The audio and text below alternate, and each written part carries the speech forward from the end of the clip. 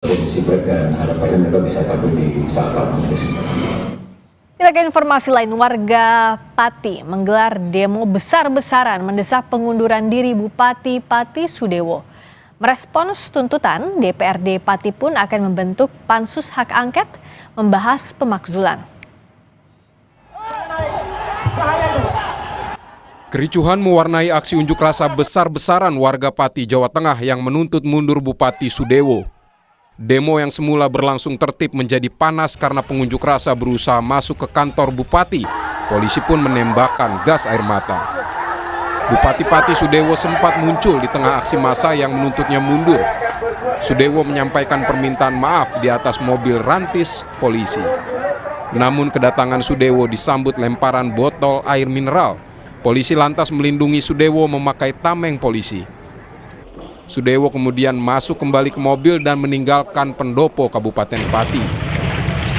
Gubernur Jateng Ahmad Lutfi mempersilahkan warga menyampaikan aspirasi namun meminta aksi berjalan tertib agar ketertiban pelayanan masyarakat. Dia juga telah meminta Bupati Pati menerima aksi warga itu. Aspirasi ini akan juga saya peringatkan kepada Bupati untuk menerima aspirasinya dan nanti dilihat perkembangan yang terjadi di sana. Prinsip silakan demo, cuman jangan sampai mengganggu ketertiban umum, kemudian mengganggu pelayanan masyarakat. Pemerintah harus jalan, mekanisme demokrasi harus dilalui. 13 menit waktu Indonesia. Merespons tuntutan warga, DPRD Pati langsung menggelar rapat paripurna. Hasilnya 8 fraksi sepakat mengusulkan pembentukan panitia khusus membahas pemakzulan Bupati Pati Sudewo. Beberapa anggota DPRD yang terdiri dari beberapa fraksi, ada 8 pengusul untuk dibentuknya hak angket. Kemudian tadi sudah kita bentuk hak angket yang terdiri dari 15 orang anggota dan sudah dibentuk personilnya, siapa ketua, ya, kemudian wakil ketua, sekretaris dan anggotanya. Ya kami harap pansus untuk segera bekerja lah. Kalau soal pemajuan nanti kita bentuk angket, kemudian kita bentuk pansus, ya pansus bekerja sesuai dengan aturan, sesuai dengan regulasi yang ada, diberi waktu paling lambat 60 hari untuk bekerja. 60 hari untuk bekerja, paling lama lah itu lah. Mudah-mudahan tidak sampai 60 hari pansus sudah dapat menyimpulkan untuk dikirim kepada Mahkamah Agung, kemudian Mahkamah Agung kembali kepada DPRD, keputusannya kayak apa, ya itu nanti baru kita tunggu. Sudewo menyebut unjuk rasa itu menjadi pelajaran berharga buatnya yang baru beberapa bulan menjadi bupati. Dia berjanji bakal bekerja lebih baik lagi. Sudewo juga menghormati keputusan paripurna DPR yang membentuk pansus hak angket. Mengenai desakan mundur, Sudewo bilang dia terpilih secara demokratis dan konstitusional, sehingga semua proses ada mekanismenya. Nanti ke depannya akan saya perbaiki segala sesuatunya.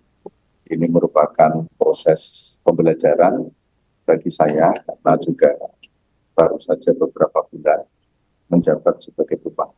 Saya menghormati hak angket tersebut, paripurna tersebut. Tuntutan kan sudah disampaikan tadi. Kalau saya kan dipilih oleh rakyat secara konstitusional dan secara demokratis, jadi tidak bisa saya harus berhenti dengan tuntutan. Untuk dengan tuntutan seperti itu, semuanya ada mekanisme. Protes warga berawal dari kebijakan Bupati menaikkan pajak bumi dan bangunan perdesaan dan perkotaan sebesar 250%. Setelah sempat menantang warga untuk mendemo, Bupati Sudewo akhirnya meminta maaf dan membatalkan kebijakan tersebut. Namun, tuntutan warga berubah menjadi mendesak Bupati mundur. Tim Liputan, Kompas TV. Usai demo besar-besaran warga, DPRD Pati akan membentuk pansus hak angket untuk membahas pemakzulan Bupati Pati Sudewo. Kita akan bahas bersama Wakil Ketua Komisi 2 DPR fraksi Partai Gerindra, Bahtra Banong. Juga akan bergabung pakar otonomi daerah Joherman Syah Johan. Dan juga sudah bergabung lewat sambungan Zoom dengan Korlap Aliansi Santri, Tommy AS. Selamat malam, Bahtra. Juga Mas Tommy, selamat malam. Selamat malam, saya ke Bang Bahtra dulu. Kalau sikapnya Gerindra di tengah masyarakat Pati yang berunjuk rasa menuntut Bupati Pati mundur, apa sikap partai? Kami ingin menyampaikan bahwa setiap individu ataupun kelompok, baik itu secara perorangan maupun secara organisasi itu dibenarkan dalam hal menyampaikan pendapat, karena kan di undang-undang kita sendiri nomor 9 tahun 98 itu diatur bahwa orang bebas berkumpul, berserikat dan bebas menyatakan pendapat, dan itu bagian dari bagian dari demokrasi, bahwa setiap orang punya hak untuk menyampaikan pendapatnya di muka umum. Nah, bagi kami itu adalah sesuatu yang setiap orang, setiap individu tidak boleh dibatasi untuk menyampaikan pendapat. Jadi itu sah-sah saja kalau misalnya ada masyarakat yang ingin menyampaikan pendapatnya, apakah itu sifatnya dia berkirim surat atau berdemonstrasi, dan itu diatur dalam undang-undang. Jadi ya, itu hak warga Pati? Setiap masyarakat punya hak, itu bukan hanya warga Pati, seluruh masyarakat seluruh Indonesia. Nah, tapi dalam kasus ini itu haknya warga Pati, jadi ya silakan sesuai dengan undang-undang. Silakan menyampaikan pendapat, tapi tentu dalam undang-undang nomor 9 itu kan diatur tata cara penyampaian pendapat di muka umum. Jangan sampai kemudian melanggar juga rambu-rambu yang sudah diatur. Tapi kalau misalnya selama itu berjalan tertib, damai, dan saya pikir itu menurut hemat kami itu adalah bagian dari proses demokrasi yang harus dihargai. Nah, kita dengarkan dulu ya apa suara dari warga yang ikut di sana, ikut demonstrasi. Mas Tommy, sebenarnya tadi itu apa tuntutan warga yang ikut unjuk rasa? Kenapa tuntutannya meminta Bupati Pati untuk mundur?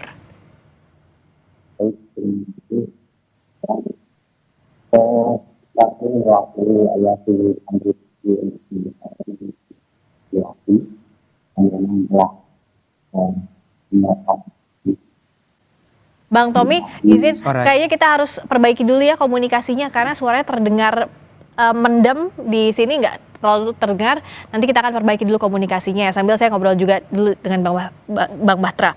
Bang Bahtra, gini, kan sekarang tuh sudah ke levelnya diusulkan hak angket lewat rapat paripurna tadi di DPRD Pati. Ini langkah yang tepat atau enggak dengan hak angket? Gerindra gimana?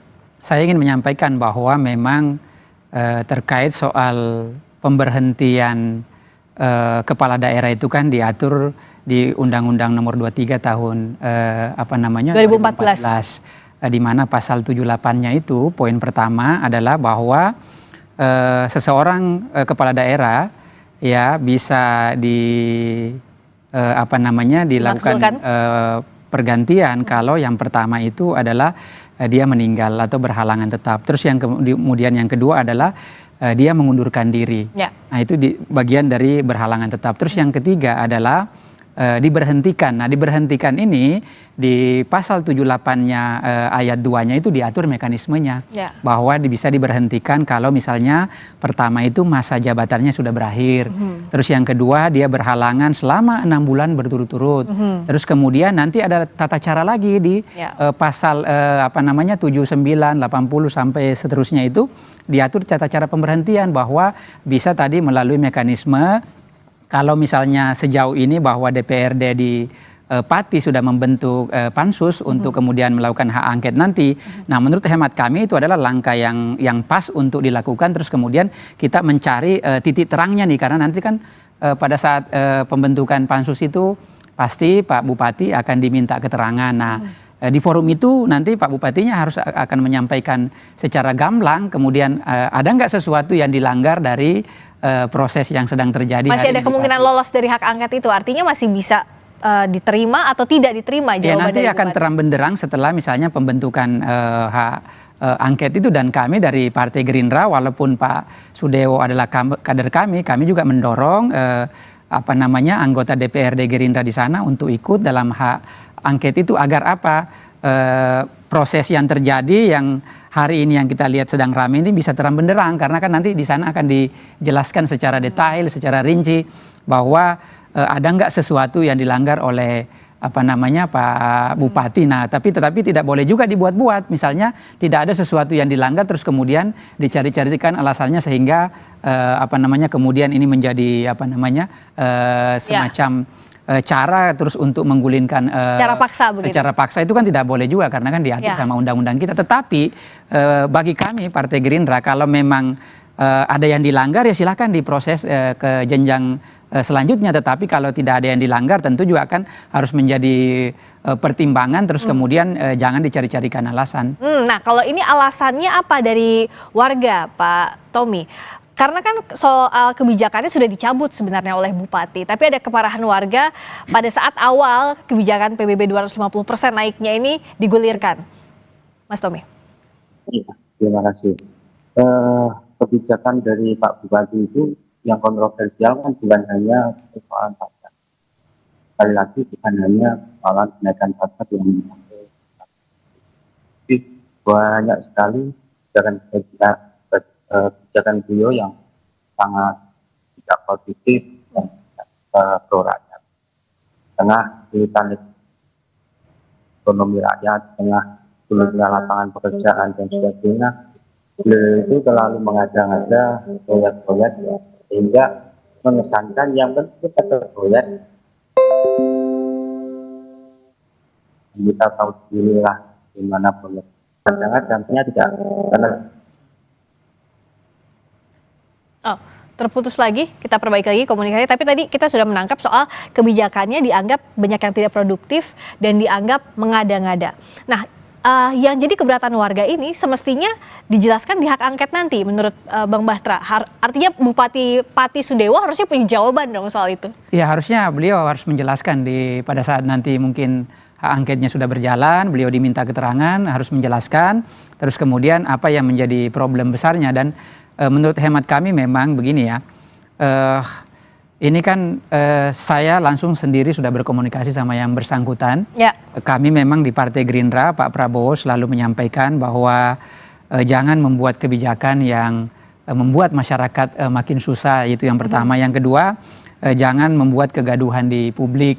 Nah, itu terus kami ingatkan kepada kader-kader Gerindra, terutama yang hari ini sedang menjabat sebagai kepala daerah, tentu harus juga ikut berempati terhadap kondisi masyarakat kita dalam situasi yang seperti hari ini. Nah, maka dari itu yang bersangkutan sudah menyampaikan ke kami dan kami melihat bahwa sudah ada niat baik, kemudian yang bersangkutan menyampaikan permintaan maafnya di publik. Karena kan sebenarnya begini ya, terkait soal kenaikan pajak di Pati 250%, bahkan sebenarnya ada daerah lain yang lebih besar daripada Pati ini.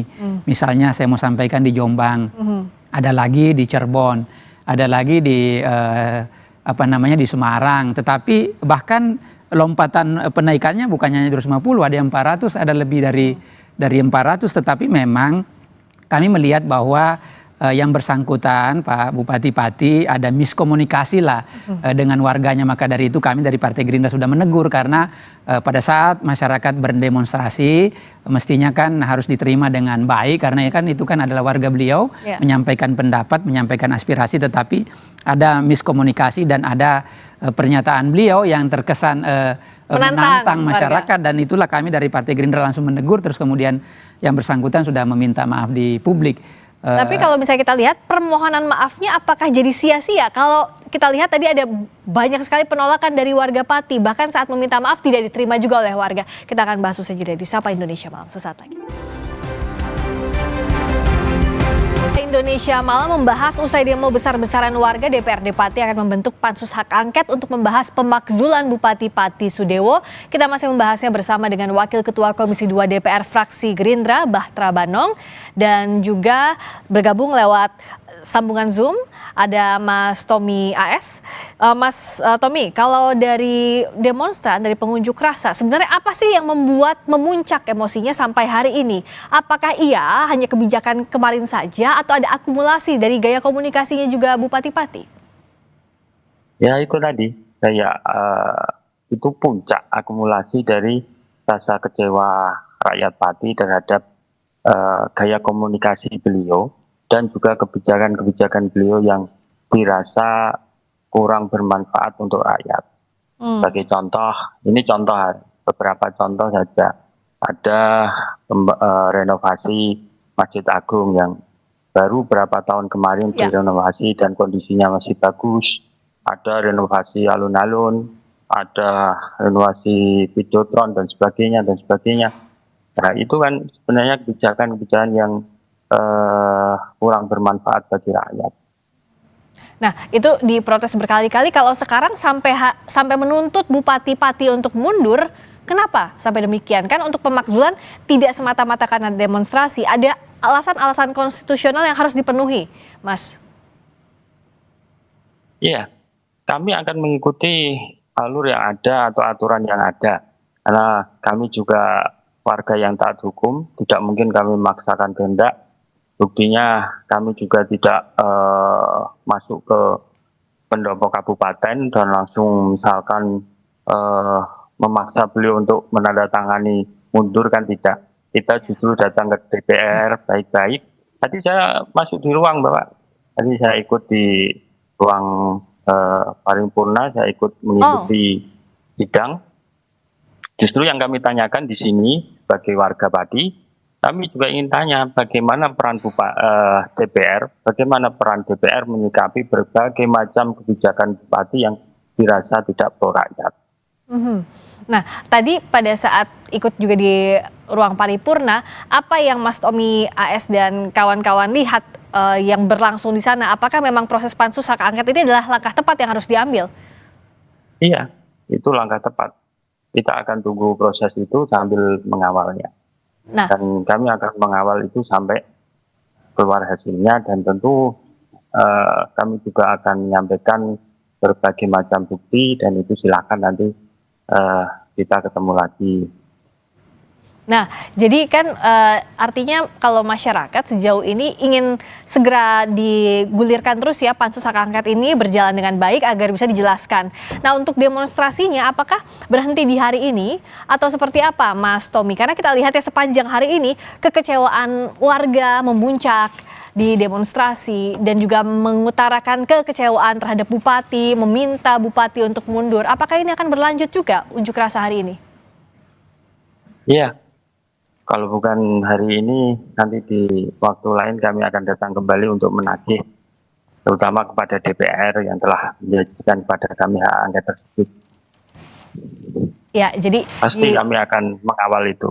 Pasti akan mengawal prosesnya. Nah, bicara soal proses sekarang, kita juga sudah bergabung dengan pakar otonomi daerah Jo Hermansyah Johan. Pak Jo, apa kabar? Ya, Selamat malam. baik. Nah, jadi kalau sekarang kan sudah sampai ke pansus hak angket. Ya. Tapi di sisi lain juga Bupati nggak mau mundur karena dianggapnya sudah terpilih secara konstitusional. Bagaimana ini proses yang harus dilalui dan bagaimana bisa masyarakat ini mengawasi proses yang sedang berjalan? Nah gini, kalau mekanismenya ya, memang ada hak DPRD, hak interpelasi, hak angket, hak menyatakan pendapat. Nah itu apabila ada kasusnya apa? Kasusnya ada kebijakan yang menimbulkan keresahan yang luas dari masyarakat. Bagian dari undang-undang pemerintahan daerah itu ya? Undang-undang Pemda. Ya. Ya, jadi kalau ada kasus seperti itu, maka berdasarkan suara aspirasi masyarakat itu yang ditangkap oleh DPRD bisa melakukan hak-haknya, menggunakan hak-haknya. Hak pertama ya hak interpelasi untuk minta penjelasan. Nah, Bupati datang untuk hadir dan menyampaikan penjelasannya. Kalau misalnya Dewan cukup puas, selesai di situ. Tapi kalau Dewan tidak puas atas penjelasan kepala daerah, maka masuk ke step berikutnya, menggunakan hak angket nih. Jadi nggak bisa juga ujuk-ujuk hak angket itu.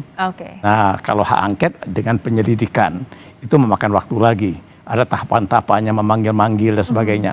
Termasuk ada orang-orang ahli yang didengar, ya, saksi dan sebagainya.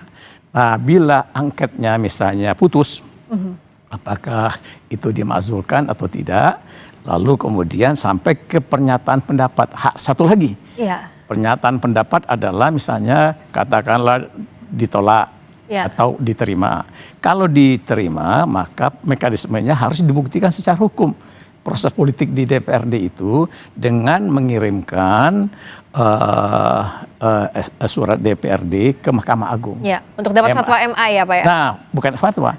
Jadi sifatnya putusan MA tentang terbukti atau tidak secara hukum. Ada nggak pelanggaran undang-undang?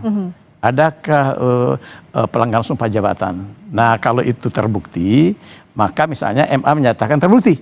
Nah, balik lagi ke DPRD, lalu DPRD melakukan sidang untuk mengambil keputusan. Nah, disitulah ada mekanisme yang namanya apakah musyawarah atau melalui voting. Dan kalau putus di situ voting, misalnya dimakzulkan ya, andai kata.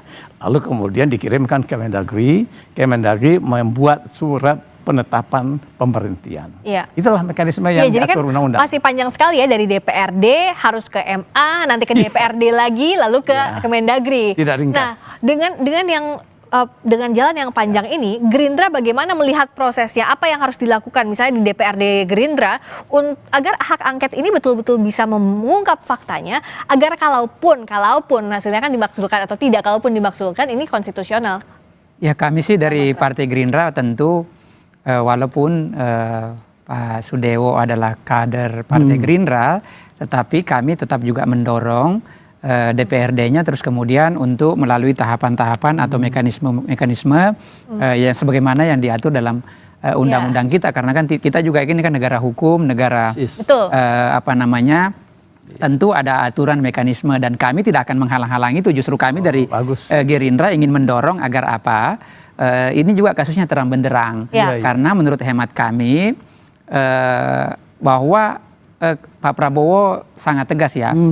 Kalau misalnya ada kader yang melakukan, tetapi harus pelanggaran yang betul-betul berat ya. Tetapi kalau misalnya juga dibuat-buat kan tidak boleh seperti itu juga. Makanya tadi itu ada jalur yang mesti ditempuh.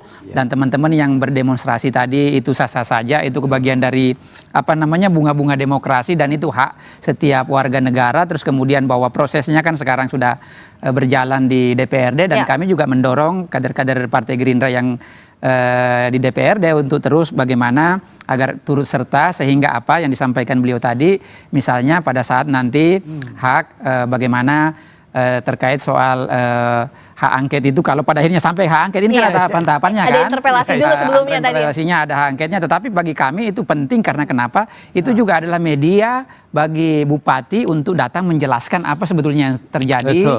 Karena kalau misalnya persoalannya hanya soal pajak ini, saya sampaikan sejak awal tadi bahwa sebetulnya ini bukan hanya Pati yang menaikkan pajaknya. Ada Cirebon yang bahkan lebih dari 400%. Ya kan, ada Kabupaten Jombang 1.200% malah. Tetapi memang kami sadari bahwa, dan kami sudah menegur yang bersangkutan, ada komunikasi yang mungkin miss dengan masyarakat atau teman-teman yang datang menyampaikan pendapat, padahal semestinya setiap orang atau warga Pati menyampaikan pendapat, kami sudah menginstruksikan kepada beliau untuk menerima dengan baik, karena bagaimanapun itu kan masyarakat beliau. Nah, tinggal dikomunikasikan dengan baik, setiap aspirasi masyarakat, keluhan masyarakat harus didengar, dan itu harus dijadikan bahan pijakan dalam hal mengambil kebijakan. Itu bagi kami ini sebenarnya ada yang miss. Nah, teman-teman ini saya pikir juga yang berdemonstrasi ini, kalau misalnya Pak Bupatinya berkomunikasi dengan baik, dan ini kan hal-hal sepele sebetulnya ini, hal sepele, tetapi itu juga sudah kami ingatkan bahwa Pak Prabowo selalu menyampaikan kepada kami kader-kader Gerindra, jangan sampai buat kebijakan yang menyengsarakan masyarakat, dan jangan menyakiti menyakiti masyarakat, karena kita lihat sendiri Mbak, hari ini program Pak Prabowo betul-betul menyentuh langsung kepada bukan hanya di perkotaan, tapi sampai di karena itulah soal ini, apakah ruang diskusinya masih bisa terbuka, Mas Tommy, Anda dan kawan-kawan dengan Bupati?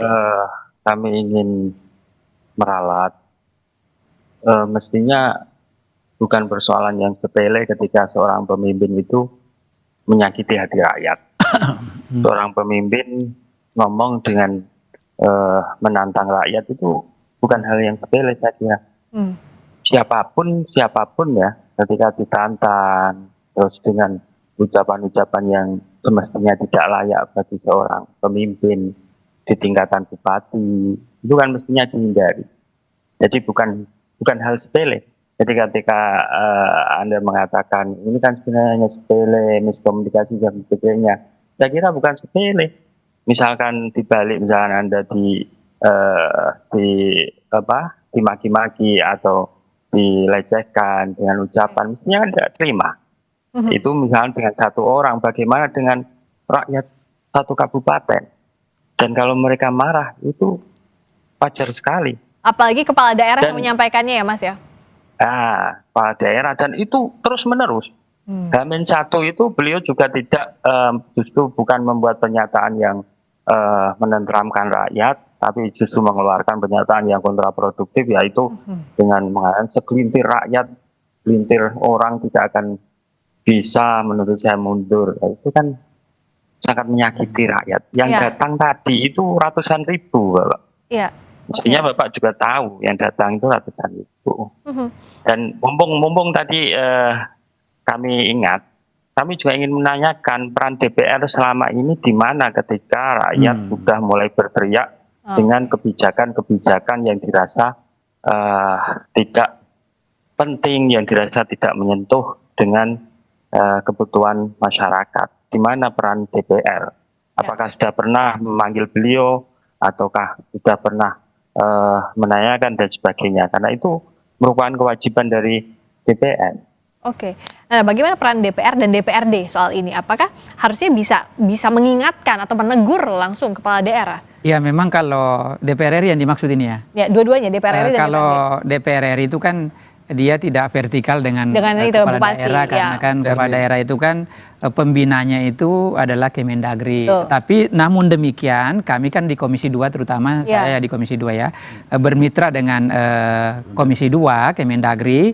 Kami juga memang selalu mengingatkan agar Kemendagri dalam hal ini sebagai pembina kepala daerah untuk terus memantau situasi di kabupaten kota maupun di provinsi. Karena begini ya, sebenarnya kan begini, memang situasi kita sedang sulit, maka tidak heran banyak daerah yang menempuh jalan yang singkat kemudian untuk menaikkan menambah pendapatan asli daerahnya. Saya ingin menyampaikan bahwa secara fiskal daerah itu ya dari 38 provinsi yang fiskalnya kuat itu hanya 11 provinsi. Sisanya itu kurang lebih sekitar 4 mungkin yang sedang, sisanya lemah. Nah, begitupun kabupaten kota. Kalau kabupaten kota itu data saya 500 lebih. Yang lemah ya kabupaten ya Mbak ya. Yang fiskalnya sangat lemah itu ada 415 Pak. Yang kuat hanya 4 kabupaten. Nah, kalau kota yang lemah itu yang kuat itu hanya 11, sisanya itu adalah yang lemah semua. Nah mungkin karena situasi ini yang membuat kemudian kepala daerah mengambil jalan pintas untuk menaikkan pajak itu. Tetapi kami dari Partai Gerindra, Pak Prabowo selalu memesankan bahwa walaupun dalam kondisi begini, setiap kepala daerahnya harus tetap berempati sama masyarakat. Nggak boleh menempuh jalan ini. Mesti kepala daerahnya harus kreativitas. Harus kreatif, misalnya kenapa kami ya contoh kecil Mbak di Komisi 2 ingin mendorong misalnya Kemendagri bagaimana pengawasan sama BUMN ini lebih ditingkatkan agar apa? Itu BUMD agar itu salah satu cara kemudian agar BUMD kita ini sehat sehingga bisa berkontribusi. Jadi nggak apa-apa tuh langsung rakyat yang dibebani. Daerah. Jadi bukan jalan pintas kemudian menaikkan pajak, tetapi itulah kemudian kenapa kami terus mendorong agar kepala-kepala daerah itu harus kreatif. Saya sampaikan, jadi ada persoalan besar sebetulnya. Apa itu? Kondisi DPR juga harus menangkap ini. Tiba-tiba di awal tahun anggaran dana DAU dan DAK dari pusat ya lewat APBN itu dipangkas. Itu kurang lebih 50 triliun. Itu punya dampak yang sangat serius kepada pemda-pemda yang fiskalnya lemah. Akhirnya begini salah satu contohnya. Nah, lalu kepala daerah yang kepengen untuk menjalankan pembangunan sesuai dengan visi misi dan kampanyenya, itu langsung kemudian mencari cara ya untuk menutupi kekurangan dari dana alokasi umum dan DAK fisik, DAK non fisik, bangun jalan, rumah sakit.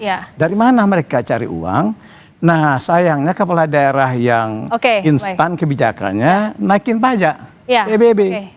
Itu yang paling membebani rakyat. Ya, inilah salah satunya Pak, izin singkat saja. Kalau 60 hari waktu untuk melakukan proses termasuk angket tadi cukup atau enggak? Oh, cukup sekali. Cukup ya dengan target 60 hari itu bisa ya? Udah dihitung itu siklusnya. Ya biasanya dan sudah ada pedoman dan saya kasih materi pembelajaran kepada DPRD waktu orientasi setelah mereka dipilih lewat pemilu kemarin di beberapa provinsi di Indonesia yang dibikin di Jakarta, itu kita sudah kasih materi tentang penggunaan hak-haknya, hak. Jadi mereka akan tahu cara menggunakannya, berapa lamanya dan mekanisme dan serta prosedurnya. Paham mereka sudah. Dan ini sekarang masyarakat mengawasi, Mas Tommy dan kawan-kawan juga tadi menyebutkan, tapi yang jelas jadi pembelajaran saat empati tidak ditempatkan di nomor 1 dalam membuat kebijakan, ini salah satunya yang akan terjadi. Terima kasih Pak Jo, terima kasih juga Mas Batra, terima kasih Mas Tommy telah bergabung di Sapa Indonesia Malam. Terima kasih. Berikutnya saudara, polemik penarikan royalti pada